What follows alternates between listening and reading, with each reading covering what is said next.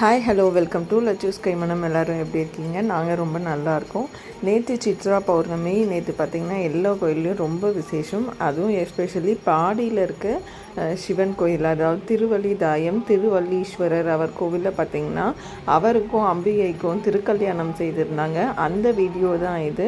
So அப்போது நடந்த மகா ஆர்த்தி தான் காமிச்சிருக்கேன்.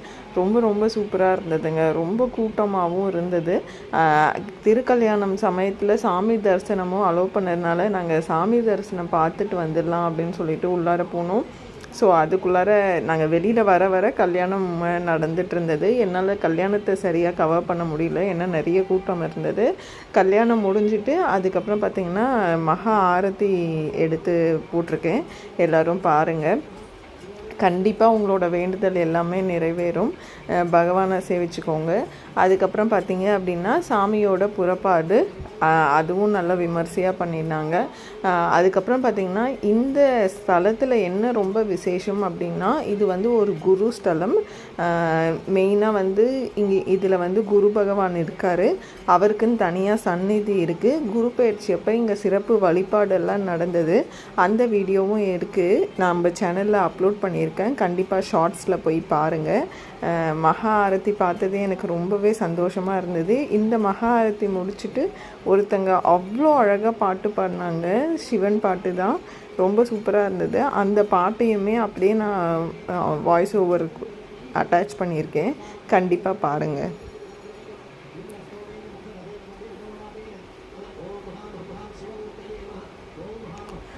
இந்த மாதிரி நான் சாமி விலாக்ஸ் எங்கெங்கே போடுறேன், எங்கெங்கே போகிறேன் அப்படிங்கிறதுல உங்களுக்கு ஏதாவது ஒப்பீனியன் இருந்தது அப்படின்னா கண்டிப்பாக சொல்லுங்கள். நான் அந்த கோவில் போயிட்டு உங்களுக்கு கவர் பண்ணி போடுறேன்.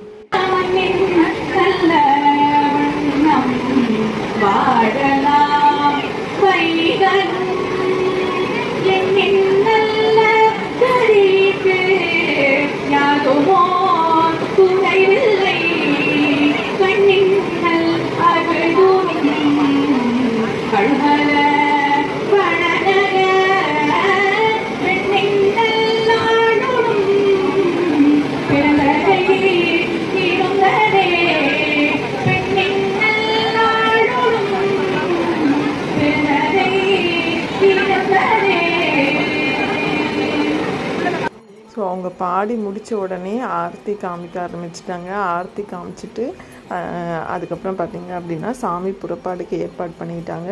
நாங்களும் பார்த்திங்கன்னா கோவிலை ஒரு 3 வாட்டி ப்ரொடக்ஷனை பண்ணிவிட்டு மற்ற சந்நிதி எல்லாம் சாமி கும்பிட்டுட்டு அடுத்ததாக